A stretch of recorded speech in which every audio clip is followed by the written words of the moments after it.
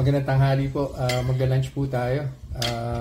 Meron po ako ditong pusit. I think hindi ko pa po na-try itong pusit, no? Adobong pusit po ito. So yung the usual na what do you call this? Yung vinegar at saka soy sauce. Tapos meron po siyang kasamang gata.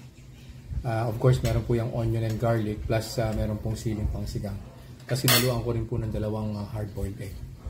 Nakakuha na po ako ng blood sugar baseline, no? 106 po through our CGM.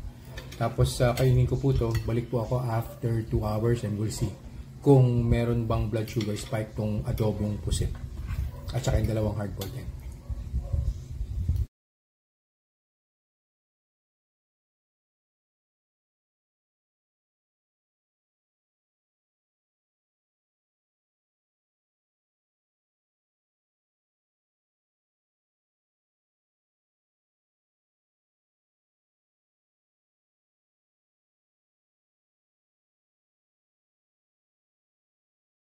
So conclusion na po tayo dun sa experiment po natin for today, no? No rice experiment pa rin po.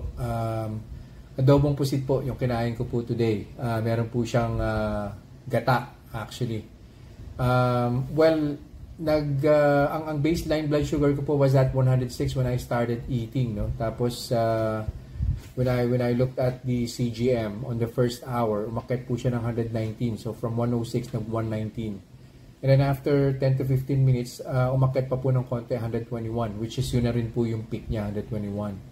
On the second hour, bumaba po siya 119. So dun lang po siya naglaro 119, 121, 120, 119. And then after 15 minutes pa ulit, nag 117 na. So ngayon, pababa na po siya ng pababa. Medyo, alam niyo, nag-steady lang po siya ron sa 120, 119 na level. I think that's fine. Hindi naman po siya umakyat ng 150, 160, or 170. Well, it's because wala naman po kasi kasamang rice. Plus, it's homemade. Alam ko naman po and my wife kung ano po yung mga ingredients na dapat na ihalo. No?